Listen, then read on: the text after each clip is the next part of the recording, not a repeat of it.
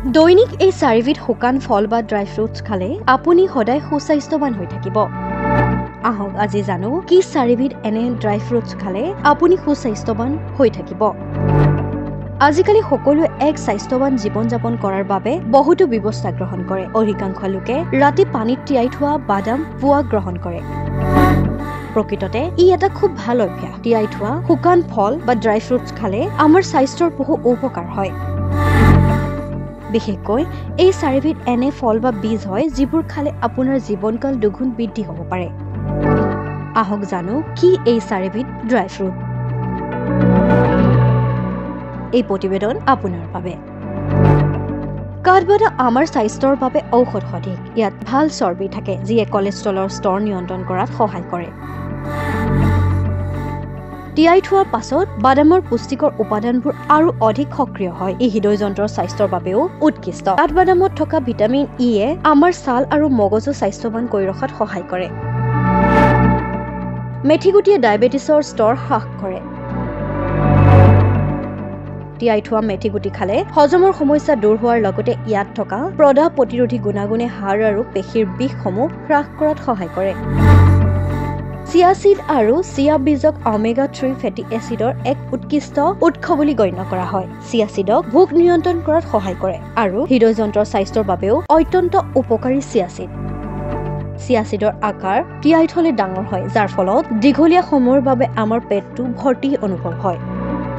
কিচমিচ হৈছে আইৰণৰ এক উৎকৃষ্ট উৎস, যিয়ে আমাৰ শৰীৰত হিমোগ্লোবিনৰ অভাৱ দ্ৰুততাৰে পূৰণ কৰিব পাৰে। তিয়াই থোৱা কিচমিচ খালে পাকস্থলী পৰিষ্কাৰ কৰাটো সহায় কৰে, যিয়ে হজম উন্নত কৰাৰ লগতে শক্তিৰো স্তৰ বৃদ্ধি কৰে।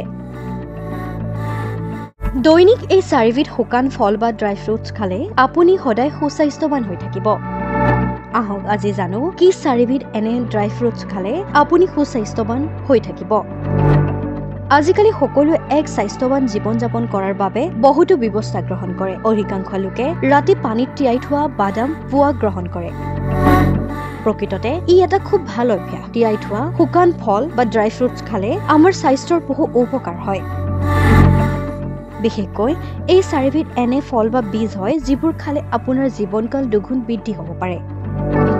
আহক জানো কি এই চাৰিবিধ ড্ৰাই ফ্ৰুট। এই প্ৰতিবেদন আপোনাৰ বাবে। কাঠবাদাম আমাৰ স্বাস্থ্যৰ বাবে ঔষধ সদৃশ। ইয়াত ভাল চৰ্বি থাকে যিয়ে কলেষ্ট্ৰলৰ স্তৰ নিয়ন্ত্ৰণ কৰাত সহায় কৰে। তিয়াই থোৱাৰ পাছত বাদামৰ পুষ্টিকৰ উপাদানবোৰ আৰু অধিক সক্ৰিয় হয়। ই হৃদয়যন্ত্ৰৰ স্বাস্থ্যৰ বাবেও উৎকৃষ্ট। কাঠবাদামত থকা ভিটামিন ইয়ে আমাৰ ছাল আৰু মগজু স্বাস্থ্যৱান কৰি ৰখাত সহায় কৰে। মেথিগুটিয়ে ডায়েবেটিছৰ স্তৰ হ্ৰাস কৰে। তিয়াই থোৱা মেথিগুটি খালে হজমৰ সমস্যা দূৰ হোৱাৰ লগতে ইয়াত থকা প্ৰদাহ প্ৰতিৰোধী গুণাগুণে হাড় আৰু পেশীৰ বিষসমূহ হ্ৰাস কৰাত সহায় কৰে। চিয়া সিড আৰু চিয়া বীজক ওমেগা-3 ফেটি এচিডৰ এক উৎকৃষ্ট উৎস বুলি গণ্য কৰা হয়। চিয়া সিডক ভোক নিয়ন্ত্ৰণ কৰাত সহায় কৰে আৰু হৃদয়যন্ত্ৰৰ স্বাস্থ্যৰ বাবেও অত্যন্ত উপকাৰী চিয়া সিড।